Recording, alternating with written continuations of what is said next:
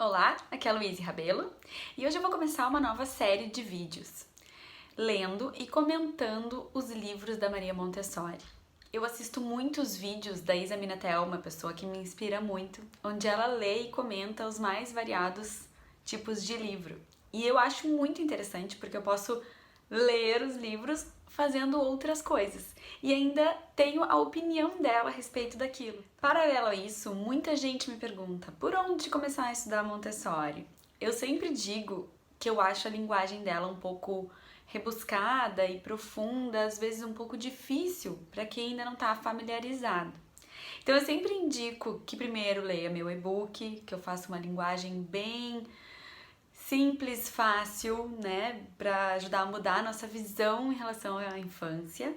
E também montei agora um curso online que tá bem legal, também numa linguagem bem acessível, com vídeos curtos, mas bem profundos, assim, tá bem interessante. E para quem gostar da ideia, pode acompanhar a leitura aqui. E eu vou começar pelo livro Em Família, que é um livro bem curtinho e que eu achei tão bonito, tão rico, tão gostoso de ler. E o primeiro capítulo se chama Página em Branco. O nosso método, o método Montessori, proporcionou-nos a oportunidade de descobrir nas crianças traços morais que ainda não tinham sido observados. Isso significa que surgiu diante de nós a imagem de uma nova criança incompreendida. A Montessori sempre diz que a gente não compreende a criança, né? Que a gente não entende as necessidades dela. E a partir do momento que a gente passa a entender essas necessidades, a vida fica mais fácil para todo mundo, tanto para nós quanto para a criança.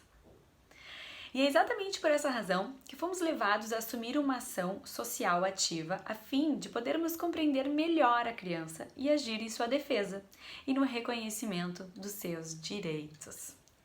Porque há uma multidão de fracas criaturas humanas, as crianças, que vivem em meio aos fortes, os adultos, sem ser compreendida. E, portanto, sem que jamais a voz oculta nas suas profundas necessidades de vida atinja o nível consciente da sociedade dos adultos. Tal fato representa praticamente um abismo de males insuspeitos.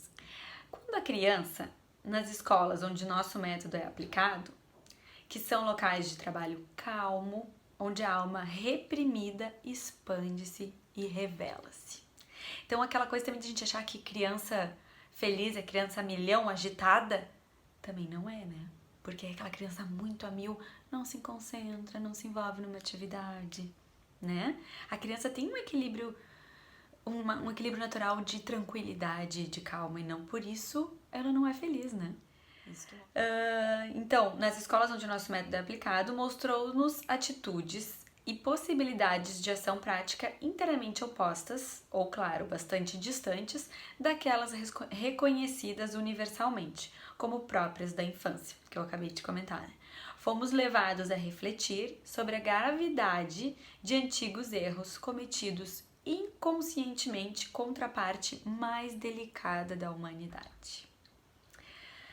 A Montessori diz que a criança é o futuro, né, da nossa humanidade. Não precisa ser a Montessori, muita gente diz isso. O problema é que a gente não entende desse embriãozinho que vai ser o futuro da nossa humanidade.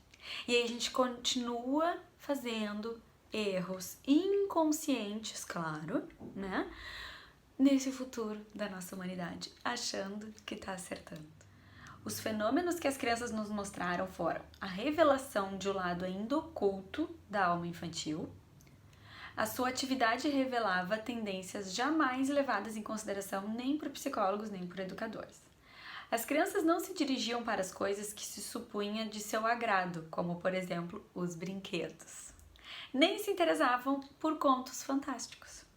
Antes de mais nada, procuravam tornar-se independentes dos adultos em todas as ações que podiam realizar sozinhas.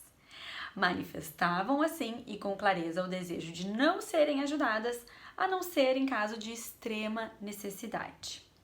E mostravam-se tranquilas, absorvidas e concentradas no trabalho, alcançando uma calma e uma serenidade surpreendente. Montessori sempre fala que a criança gosta mesmo de vida real. Ela dizia que a criança brinca com brinquedo quando ela não tem mais o que fazer. Se a gente permite que a criança viva a vida real com a gente, coloca a criança na cozinha para nos ajudar a misturar a receita, a mexer, quebrar ovo, lavar louça, enfim, fazer o que a gente faz. Levar para viver a vida com a gente, deixar ela fazer as coisas sozinha, se lavar no banho, colocar o calçado. Tudo isso é uma atividade de desenvolvimento para a criança.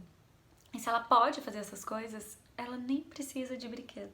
Então até esses dias eu fiz um vídeo que diz que tudo pode ser brinquedo. Tem esse vídeo aí no canal.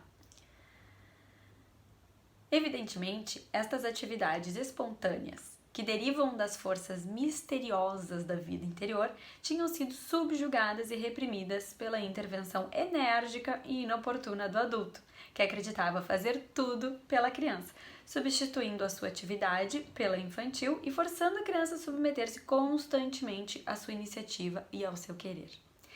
A gente tende como adulto a achar que a gente sabe o que a criança tem que querer, né? E se a criança não sabe fazer as coisas ainda, a gente acha que tem que ir lá e fazer por ela. Não, ela pode não saber, mas a gente tem que permitir que ela faça da maneira dela. E que ela tente pelo tempo que ela precisar. A enorme difusão do nosso método, que moldou escolas em todas as nações, entre as raças mais diversas no que diz respeito aos costumes e à civilização, só um parênteses aqui, a Montessori viveu em vários países e levou o método dela para muitos países enquanto viva ainda.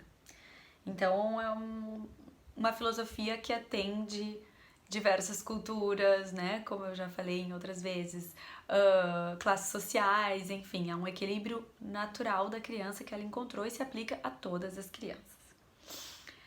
Então, a enorme difusão do nosso método demonstrou a universalidade desse desentendimento entre o adulto e a criança, que coloca o homem, a partir do nascimento, num estado de opressão muito mais perigoso quanto mais inconsciente.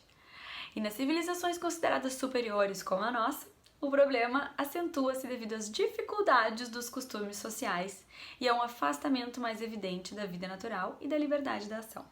A criança que vive no ambiente criado pelo adulto vive num ambiente inadequado às necessidades de sua vida, não apenas física, mas também e sobretudo as necessidades psíquicas de desenvolvimento e da expansão intelectual e moral. Praticamente toda a ação, por assim dizer, educativa, é dominada pelo conceito de provocar uma adaptação direta e, por isto, violenta da criança no mundo adulto. Adaptação calcada sobre uma submissão indiscutível e uma obediência ilimitada, que conduz à negação da personalidade infantil. A Montessori dizia que a obediência da criança, aquela que a gente busca, ela é uma consequência de todo o método dela. Querer uma obediência cega na criança é fazer com que a criança faça as coisas simplesmente porque o adulto mandou, sem olhar para dentro, sem se conhecer, sem entender o porquê das coisas. A partir do momento que a gente permite que a criança faça escolhas, se concentre, seja livre para expor suas vontades, para viver no mundo dos adultos, ela se torna obediente por consequência de todo esse processo. Negação através da qual a criança transforma-se em objeto de julgamentos injustos, de injúrias, de castigos que o adulto jamais se permitiria com relação a outro adulto, mesmo se tratando de uma pessoa a ela submetida. Isso é uma coisa bem legal, assim, de Montessori, que a gente deve respeitar a criança como se ela fosse um adulto. O que a gente não faz com um adulto porque é uma falta de respeito, a gente não deveria fazer com a criança. Este comportamento está tão enraizado que prevalece na família até mesmo com relação ao filho mais querido e depois intensifica-se na escola, que representa quase sempre o lugar onde se realiza metodicamente a adaptação direta e prematura às necessidades do mundo do adulto. E, consequentemente, ali se encontra o trabalho obrigatório e uma disciplina férrea que colocam o delicado rebento humano no qual se encontra a semente da vida espiritual mais pura num ambiente a ele estranho e nocivo. Quase sempre o acordo educativo da família e da escola transforma-se numa aliança de fortes contra o fraco, a fim de que aquela voz incerta e tímida jamais encontre eco no mundo. E o menino que procura ser ouvido e é ferido no coração pela injustiça, cai quase sempre na obscuridade pavorosa da submissão. O que ela tá querendo dizer aqui, né? Que a gente não escuta a criança, né? Que a gente quer que ela nos obedeça e que ela siga as regras daquele ambiente e pronto. Né? A gente não faz combinados com a criança, a gente não envolve a criança nas regras do espaço, né? Quando as regras são vistas como combinados e se envolve a criança naquelas combinações, ela cumpre porque ela se sente parte do processo e não porque ela é submissa àqueles que criaram as regras. Jamais houve uma questão social tão universal como aquela que surge da opressão da criança. Note-se aqui que na época de Montessori eu acredito que ainda era muito pior, né? Hoje em dia os pais já estão bem mais informados e respeitam muito mais a criança, mas tem também um problema porque acabam às vezes indo para permissividade, né? Essa ideia aí de respeitar a criança às vezes também fica um pouco pro outro extremo, né? Na verdade, quem é a criança? É uma reprodução do homem que possui aquele rebento como uma propriedade sua indiscutível. Jamais houve um servo cuja obediência fosse assunto indiscutível e perpétuo como a da criança para com o adulto. Nunca as leis esqueceram os direitos do homem como diante da criança. Nunca houve um operário que devesse trabalhar tanto como desejava o patrão. Não sei. Sem a mínima possibilidade de apelar como a criança. O operário também teve suas horas de liberdade e de refúgio familiar, onde sua voz humana encontrava eco em algum coração.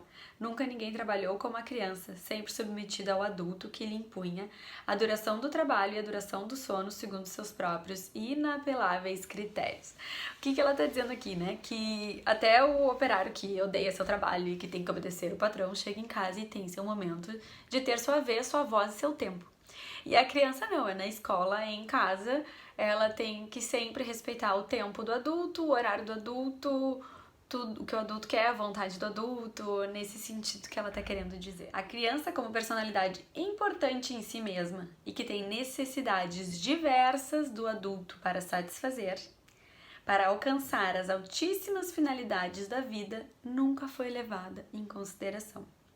Ela foi vista como um ser débil ajudado pelo adulto, jamais como uma personalidade humana sem direitos oprimida pelo adulto. A criança como homem que trabalha, como vítima que sofre, como companheira melhor do que nós, que nos sustenta no caminho da vida, ainda é uma figura desconhecida. Sobre ela existe uma página em branco na história da humanidade, e essa página em branco que desejamos começar a preencher. Né? Ela está dizendo que a gente precisa conhecer da criança. Muitos de nós ainda desconhecem das necessidades da infância e faz com a criança o que a gente acha que tem que ser feito, sem saber o que exatamente essa criança precisa, né?